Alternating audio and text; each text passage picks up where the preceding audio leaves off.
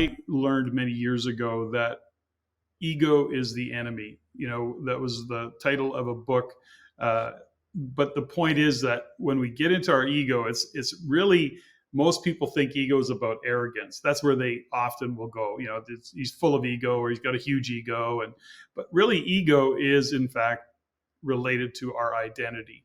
And our ego needs to protect itself. And one of the things that we hear is that we observe somebody who's playing small. They're smart, they're competent, they're reliable, but they actually play small, partially because of environment they were brought up in. They don't have that confidence. They don't believe in themselves. They have imposter syndrome. But in essence, that is, from my definition, or the way I would look at that and assess it perhaps, is that ego is getting in the way. Ego is trying to protect itself for example, we'll call it a tall poppy syndrome, which is a popular term in Australia, but it's like, don't get too out there, like don't get too big for your britches kind of thing. Am I along the path in terms of things that you see? Is this something that you would guide somebody to kind of pay attention to? Is that we're trying to protect ourselves. We don't want to be embarrassed. We don't want to be shamed. I know in my world of coaching real estate investors, for example, I say, well, what's in your way? And they go, I'm just afraid of failure. And I go, bullshit. I call bullshit. Here's what you're afraid of. You're afraid of not getting the outcome that you say you want, and then being judged by your friends, your family, your peers.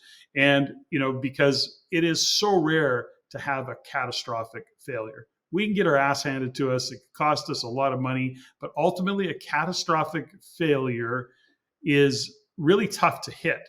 And not that it can't happen, but there's a lot of corrections that can be put in along the way. So my fundamental is, okay, let me ask you this.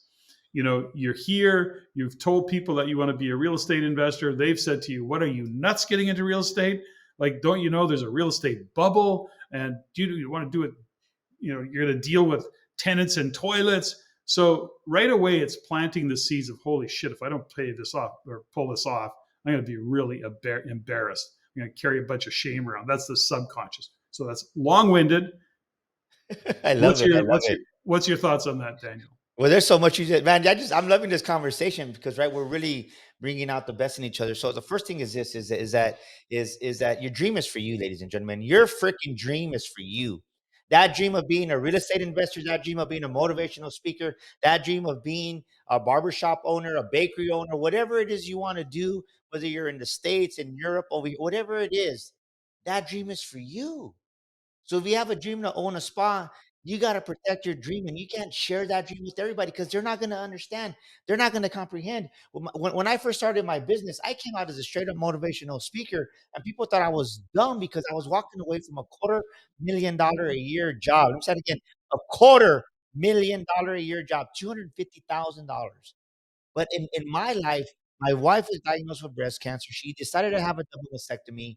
And the reason I left my career in the first place was to take care of my wife. And as I was there on the couch, just really looking at Jerry Springer taking all this trash TV, I'm like, what the hell am I doing? And as I'm watching this, I'm like, man, this is no good. And my wife's recovering from her first two major surgeries of 8. Then I go to the mirror one day and I'm like, I don't like this guy in the mirror. And the truth is, we never deal with the truth of the person in the mirror. We just kind of put makeup on it, get a haircut, and we don't deal with the real issues, like I said, that are way below the surface. So I say this because when the moment came and I heard God just say this, I want you to go be a motivational speaker. Like, I just believed it. I was crazy enough to know it because the whole thing is this: the whole past part of our lives is preparing us for our greatness, because we all have a gift. And people are going to laugh at you before they applaud you, ladies and gentlemen. I want you to hear that. People are going to applaud you, are going to laugh at you before they applaud you. But even though my own family, to this date, you know how many family members I have that have bought a book from me? I've sold thousands and thousands of books. Maybe one has bought one I'm not aware of. None, in all seriousness. I'm just being totally honest. And does it hurt? Yeah, it hurts. But you got to learn to get over that and not take crap personal. That's the number one rule to promotion and growing and scaling your business. Stop taking that stuff personal. Now It's to go back, never now about to go back to what you said is that as kids, what happens is this is what happens. we'll just say that you're Johnny Boy, and Johnny Boy's the all-star basketball player, and he's the youngest. We'll just say he's the youngest. Johnny has two bigger brothers, and Johnny gets home. Dad, Patrick, man, I made it to the all-star team, Dad. I'm excited. And then Johnny's mom says, Johnny, your brother didn't make the team. Don't be bragging, son. Don't be bragging. Your big brother didn't make it. So right off the bat, little Johnny's just excited. He's on cloud nine, and they're making him dim his light. They're making him dim his light. And he's not allowed to celebrate what he's really grateful for as a kid, as a teenager. And then again, he carries that. Mom, Dad, guess what? I got accepted to Yale. Yeah, I got accepted to Yale. Little Johnny, your big brother's only made it to local college. Don't be bragging. Another big trauma is planted into them because what are you talking about? I just wanted to, and they're lost for words at that moment. And then there's some point where they say, screw it, I'm not going to even bring anything up. Now we graduate from college. Now we're in the real world. Patrick's my supervisor. Patrick says, come on, let's go. I believe in you. But I'm already conditioned, like the elephant in the circus, to sway left and right. I'm strong enough to break that cable right now, but I've been conditioned to dim my light. The opportunity come to become a real estate investor, and I don't take it because I was taught in a sense that I'm not good enough to do it. So interesting. I love that term, been conditioned to dim my light. In working with so many investors over the years, like literally thousands of investors over the years that I've worked with, one on one, one on many, like you from stage, really trying to get a message out there. We start to see, and I love that dim your light, because there's a phrase that I like to use, and I'll often remind people, is that confidence is seldom owned; it's almost always borrowed.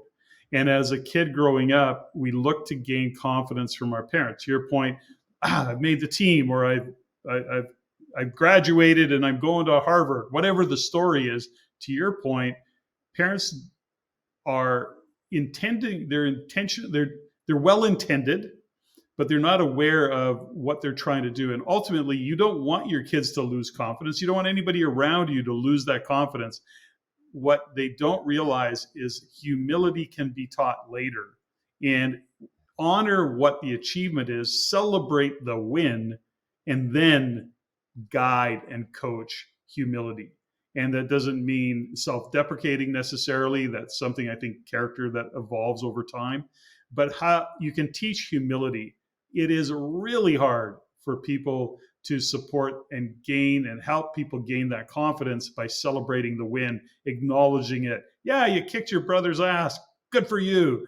But realizing that you can circle back later to teach humility and how to be humble, how to also honor the brother and support the brother later. And again, it's like all of these subtle things that you see as a coach in the space that you play in. This got to show up for you a lot.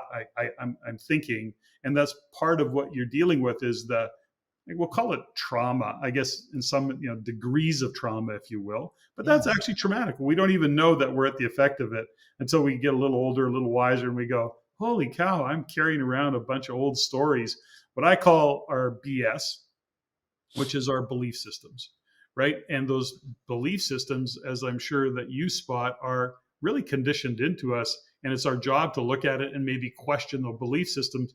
Back to what we talked about, Daniel, is you give people a lot of questions to answer because you need to bust those belief systems, and you, as the coach, have to know what they are. Is that an accurate kind of statement of what you do and how you do it? Yeah, and I love what you said because I always say that, right? Because if people look at me like, "What are you talking about?" Like, yeah, you got to get rid of the BS, man. You got to get rid of the BS. And they're like, "Oh, right." They're not used to it here in America. They're like, oh, no, like the belief system. You got to get rid of that belief system that no longer serves you." And how do you do that? I love the word that you said earlier. It all ties back to that 9 to 5 identity over here.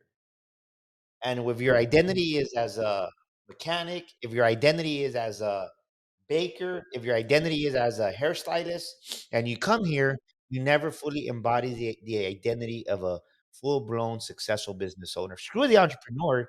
Thousands of entrepreneurs start every single year. Within 5 years, 90% are out of business. You want to become a successful business owner is what you want to become. That's your ultimate goal. And you got to deal with those issues. And I love what you said. And one thing that I really help people understand is this is that everything can change for you. I love what the great Zig Ziglar says. It's not where you start in life, it's where you finish. And many people, this is another thing, is your character has to grow with you also, is that everybody wants that seven-figure house. You can't have a seven-figure house and be a $100 man or woman. Let me say it again. You can't have a seven-figure house and be a $100 man or woman.